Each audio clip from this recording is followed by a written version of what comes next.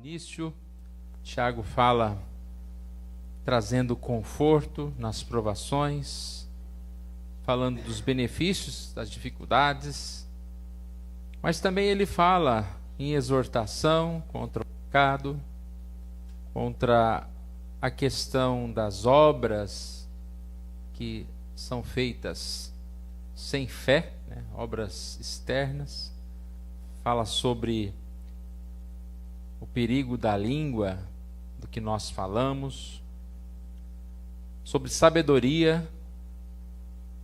E aqui nós vamos continuar nesta exortação, quando ele de forma muito oportuna fala aquelas pessoas como fala a nós, a necessidade de nós termos como objetivo da nossa vida a glória de Deus, e de nós entendermos que tudo o que nós fazemos, tudo o que nós pensamos deve ser feito sobre essa consulta do Senhor, sobre a vontade do Senhor.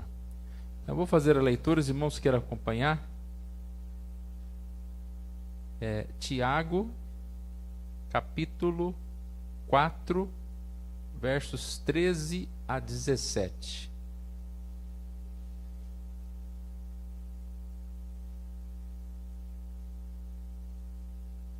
Atendei agora, vós que dizeis, hoje ou amanhã iremos para a cidade tal, e lá passaremos um ano e negociaremos e teremos lucros. Vós não sabeis o que sucederá amanhã, que é a vossa vida. Sois apenas como a neblina que aparece por instante e logo se dissipa. Em vez disso, devíeis dizer: se o Senhor quiser, não só viveremos, como também faremos isto ou aquilo. Agora, entretanto, vos jactais das vossas arrogantes pretensões. Toda jactância semelhante a esta é maligna. Portanto, aquele que sabe o que deve fazer e não faz, nisso está pecando.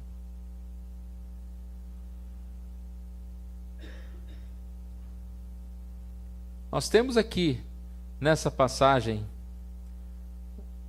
começando aqui dos versículos finais, aqui dos versículos 16 e 17,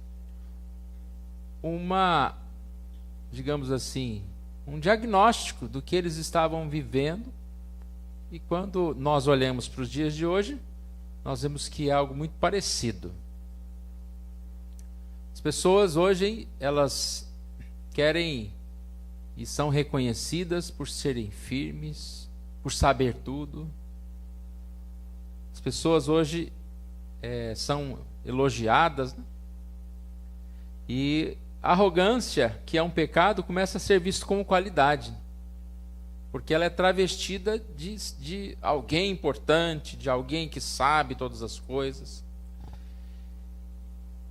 E nós, muitas vezes, estamos buscando esse mesmo objetivo, de ser reconhecidos, de ser pessoas que precisam ser consultadas, né? Todo mundo hoje quer dar a opinião, o seu palpite. Mas muitas vezes isso é uma forma arrogante de viver. E é o que nós vamos ver aqui neste texto, nessa passagem. Tem que ficar claro que Tiago não está dizendo que é pecado fazer planos ou pensar no futuro, planejar o futuro. Ele está deixando bem claro que o problema não é o planejamento, mas a postura do coração. Coração que vai planejando e ainda fala depois, mas é a vontade de Deus, né? Será que é a vontade de Deus? Nós podemos ver então aqui no verso 17, que ele diz: portanto, aquele que sabe o que deve fazer o bem e não faz, nisso está pecando. Dá a entender que as pessoas estavam tanto ocupadas com as suas tarefas, com os seus planos, que deixavam de lado aquilo que realmente precisavam fazer. Eu vi uma definição interessante, numa segunda-feira, o reverendo Hernandes pregando, sobre a diferença entre urgência e o compromisso que nós temos. Nós temos o compromisso e nós temos o que nós chamamos de urgências, as coisas que aparecem. Ele chama de urgente e o necessário.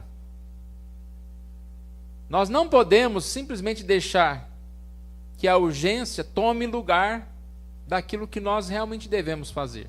Por exemplo, nós falamos sobre os filhos, educação dos filhos. Nós não podemos nos desculpar que eu tenho urgências para resolver no serviço, no trabalho, outras coisas, para não fazer o que é necessário, que é cuidar dos meus filhos, cuidar da nossa vida. A urgência pode aparecer, né? Cada domingo, aí eu não venho na igreja porque tem algo para resolver. Mas eu tenho o necessário, aquilo que eu preciso fazer. Então ele diz aqui que aquele que sabe o que deve fazer, ou que deve fazer o bem, e não faz, nisso está pecando. Porque nós sabemos o que nós temos realmente de obrigação, mas muitas vezes arrumamos desculpa para dizer, olha, não pude fazer. Na verdade, a gente pode dizer, na maioria das vezes eu não quis, né? Porque eu coloquei outros planos no lugar dos planos e do propósito de Deus. Então, o que Tiago nos ensina? Quero trazer 3 tópicos aqui para nós, sobre este assunto, para que nós vivamos uma vida de humildade diante do Senhor. Primeiro, devemos ter consciência da nossa ignorância. Olha o que diz o versículo 14a. Vós não sabeis o que sucederá amanhã. O texto fala que eles se achavam sábios. Todas as vezes, né, diziam, iremos para tal lugar, passaremos, negociaremos e teremos lucro. Já sabia até o lucro que ia ter. E aí vem o Tiago e diz, vós não sabeis o que sucederá amanhã. Mais uma vez, não estou dizendo que nós não podemos ter plano. Precisamos, né, ter planos. Para agora. Um dia o Mateus estava falando de planos para ano que vem. Eu falei, nossa, ano que vem, Mateus, espera aí, nós estamos no primeiro semestre ainda. Temos que ter planos.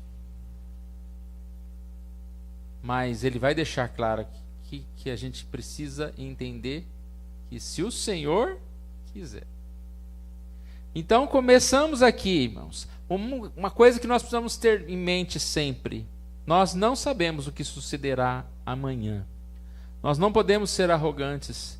Porque, como se eu soubesse tudo o que vai acontecer amanhã, depois da manhã, em um ano, para que eu vou depender de Deus? Para que eu vou orar? Quando nós oramos pelo alimento, nós estamos realmente vendo a necessidade dessa oração? Ou falamos, Senhor, eu já fiz a oração no supermercado, né? Eu já tenho tantos quilos de arroz, dá para o mês já está orado, já recebi. Nós oramos porque nós realmente não sabemos o que será amanhã. Amanhã pode mudar as coisas. Por isso nós oramos e dependemos de Deus. Provérbios 27, o verso 1 diz, não te glories no dia de amanhã, porque não sabes o que trará a luz. Pode ser algo assustador, irmãos, mas não é para a gente ficar assustado. Porque tem gente que, com a incerteza do amanhã, perde o chão, né? Como se alguém pudesse ter certeza do amanhã. É isso que nós estamos tentando trazer para cá. Ninguém pode ter certeza. Mas tem momentos que a incerteza é maior. Né? De repente, um desemprego, ou um problema de saúde, e aí você fala, o que será amanhã? Mas mesmo quando, entre aspas, está tudo bem, esse deve ser o mesmo sentimento, porque nós não sabemos o que será amanhã. Então nós podemos entender que não precisamos ter medo, por quê? Porque isso nos leva a buscar essa companhia, presença de Deus, a estarmos com Deus. Nós não sabemos o que será, mas nós sabemos que nós teremos do Senhor o sustento. Nós teremos um propósito amanhã, vindo do Senhor. Por isso não há desespero. É a mesma coisa depois da morte, né? Nós não sabemos o que virá, entre aspas, não sabemos, mas nós confiamos na promessa, na palavra do Senhor. Por isso não há desespero pelo amanhã. Precisamos então, em primeiro lugar, vencer essa arrogância e termos consciência, né, da nossa ignorância. Mas também ele fala sobre consciência da fragilidade, que é a vossa vida. Sois apenas como a neblina que aparece por um instante e logo se dissipa. Ele fala sobre a brevidade da vida. E parece uma coisa bem clara, mas nós nem sempre pensamos assim. Tem um pastor lá que era do presbitério de Itapeva, e hoje ele está numa cidade próxima a Marília, ou em Marília mesmo, parece. E ele teve câncer, né, no cérebro, fez uma cirurgia, voltou, fez outra, e agora está tratando de novo. E eu ouvi alguma informação de que ele está fazendo um tratamento paliativo, né? E eu fico pensando, né, o que passa na cabeça de uma pessoa que está, vamos dizer assim, numa fase que não há muita esperança. Ou seja, ele entende que a vida dele é muito breve, meses, anos, poucos anos. E eu fico pensando, o que passa na nossa cabeça que nós esquecemos dessa brevidade? Porque nós também estamos num tempo breve aqui. Olha o que Jó diz: somos de ontem e nada sabemos, porque nossos dias sobre a terra são como sombra. Somos de ontem, nascemos ontem. Você não nasceu ontem, né? Faz alguns anos, mas é como se fosse ontem. E os nossos dias são como sombra. Por que, né, se apegar à arrogância, a planos, a achar que é melhor? Quando nós devemos lembrar dessa dependência do Senhor, os nossos dias passam rapidamente. Salmo 90, bem conhecido, né? Acabam-se os nossos dias como um breve pensamento, tudo passa rapidamente, nós voamos. Comparação aqui de Pedro é como uma planta, uma flor. A carne é como a erva e toda a sua glória como a flor da erva. Seca-se a erva e cai a sua flor. O tempo passa rapidamente. Hoje a gente vê pessoas que antigamente eram importantes e hoje já não estão mais aqui. Ou até outros que estão aqui, mas já caíram, vamos dizer assim, né, do seu lugar de, entre aspas, de glória. Passa muito rápido.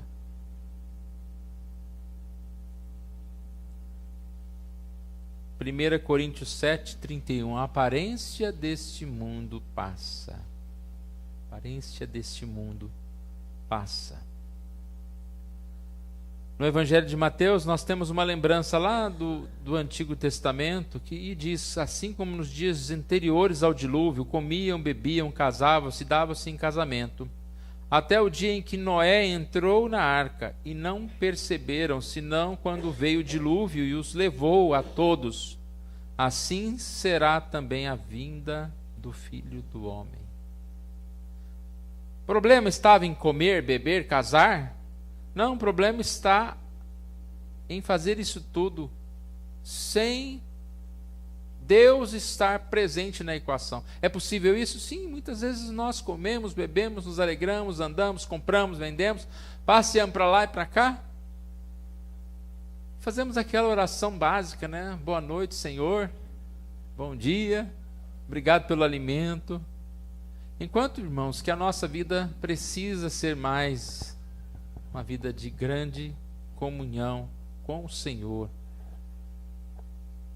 juntamente com o Senhor.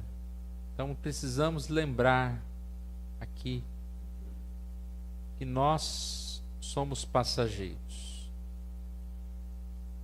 ter consciência da nossa ignorância, não sabemos o dia de amanhã. E consciência da nossa fragilidade, o que é a vossa vida. Reconhecendo ignorância e fragilidade, isso nos leva ao, vamos chamar assim, de terceiro movimento. Ter consciência de nossa total dependência de Deus.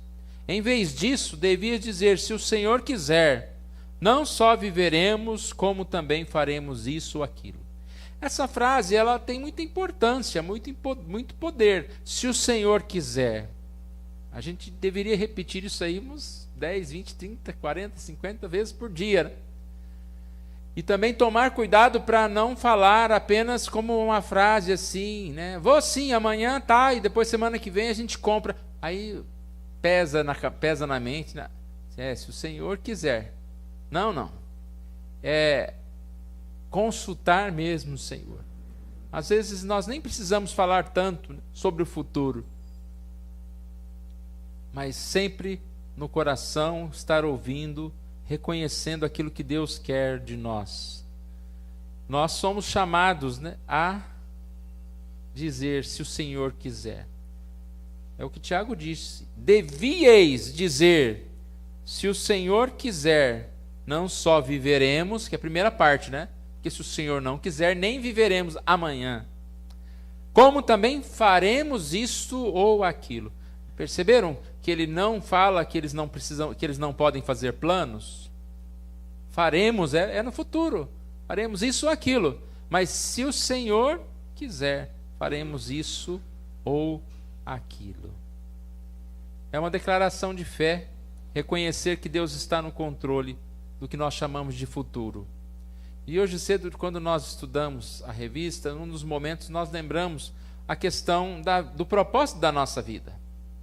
Quando a gente analisa o que deu certo, o que deu errado, a gente pensa só em nós mesmos.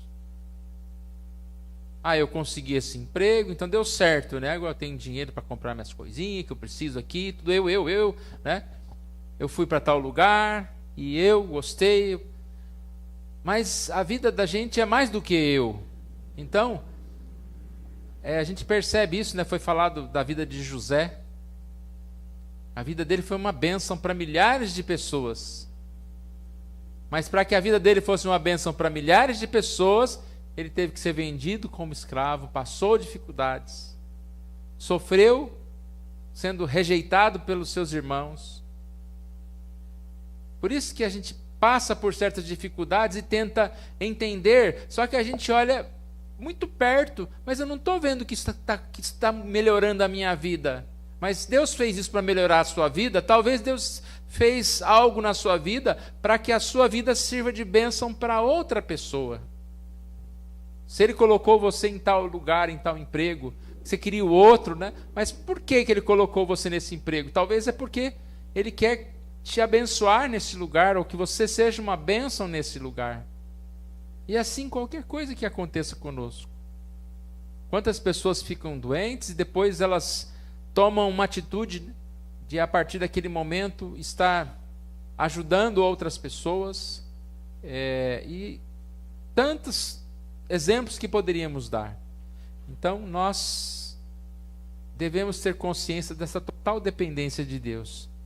Mais uma vez, se o Senhor quiser, o Senhor vai querer só o que a gente quer? Não é. Esse que é a questão nossa. Quando você fala para o Senhor, o que o Senhor quer? Embutido muitas vezes nessa oração, tá? Senhor, o que o Senhor quer? No sentido de que eu me sinta melhor, que eu esteja melhor. Mas nossa oração é o que o Senhor quer. Mesmo que isso venha implicar em eu estar passando por limitações, por dificuldades. O coração do homem pode fazer planos, mas a resposta dos lábios vem do Senhor. Os nossos planos são feitos, né? Muitos planos, aqui fala, há muitos propósitos no coração do homem. Muitos planos. Às vezes nem a gente sabe o que a gente quer, né? Aí o Senhor vem, mas espera aí, você está orando por isso, por aquilo, qual das orações, qual dos pedidos você quer que eu responda para você, né? Porque um está falando contra o outro, nós não sabemos, nosso coração muda, nós esquecemos, né? E quem tem mais idade esquece mais ainda. Mas Deus sabe todas as coisas, e o desígnio do Senhor permanecerá. Não adianta a gente lutar contra o Senhor, não adianta a gente ter sonhos que vá para longe do Senhor. Lembramos de Jonas, né? Não adianta, eu quero ir para cá, eu não quero fazer isso. O Senhor sabe. E eu gostei muito, quando olhando alguns textos, procurando, vários exemplos de Paulo, usando essa frase. Por exemplo, Atos 18, verso 21. Despedindo-se, disse: se Deus quiser, voltarei para vós outros. E Paulo era um homem que tinha muitos planos, mas ele utiliza essa frase. Em 1 Coríntios: em breve irei visitar-vos. Parou aí? Não. Se o Senhor quiser.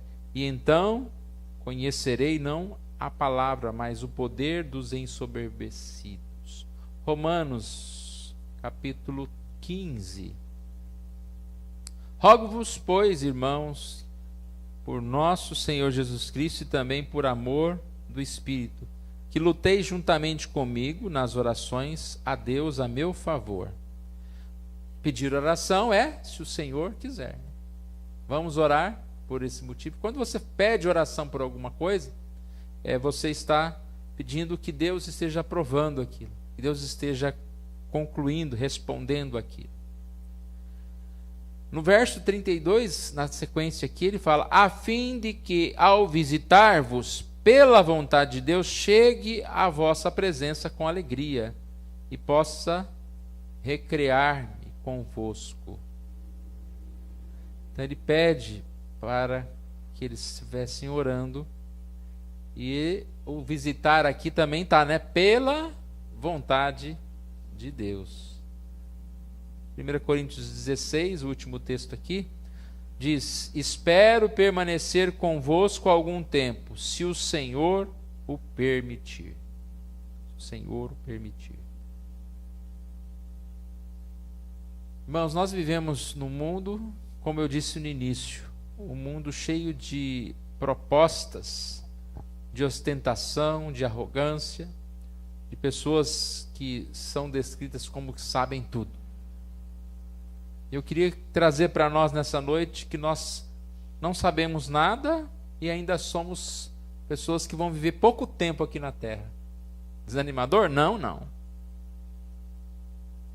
Essa mensagem para nós é um alerta. Que nós precisamos de Deus. Precisamos depender de Deus. Precisamos colocar nossa vida diante do Senhor. Não é só para um momento, né? Pedido de oração, está acontecendo um catástrofe, um desastre. Não. Não devemos ter vergonha de pedir oração por coisas bem simplesinhas. Peço pelo meu trajeto ao serviço e voltar, né? Nas nossas reuniões de oração quarta-feira, a gente tem sempre, né, pessoas que oram pelo trabalho do meu pai ou pela saúde de tal pessoa. Não devemos ter dificuldade de pedir. E muito mais na nossa casa. Conversar com o Senhor. Contar para Ele o nosso dia. Quais são os nossos planos. Senhor, eu vou por esse caminho mesmo. É vontade do Senhor. Porque as nossas decisões são muito: eu acho que não, eu não quero.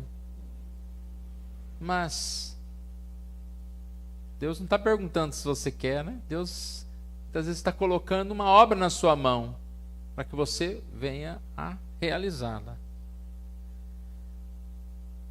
Concluindo, irmãos, nós temos aqui uma proposta muito especial.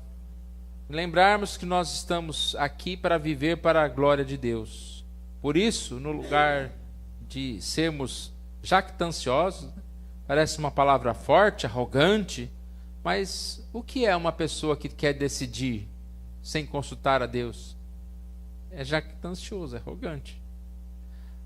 No lugar disso, nós devemos ser pessoas que consultam o Senhor dia a dia. Ou seja, o que é viver para a glória do Senhor? É viver para servir ao Senhor. Nós somos chamados aqui para ser servo.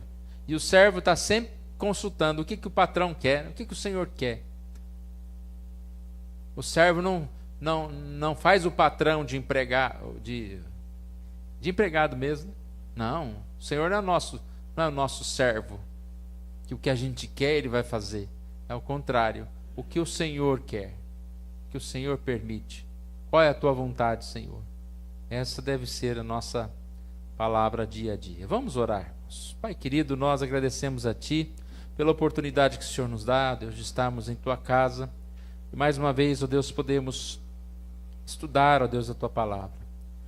Ó Pai amado, tenha misericórdia de nós, porque muitas vezes somos independentes do Senhor. Ó Pai. Estamos à procura de satisfação pessoal, estamos à procura, ó Deus, de realizar as coisas sem muitas vezes lembrar da vontade do Senhor, sem consultar o Senhor.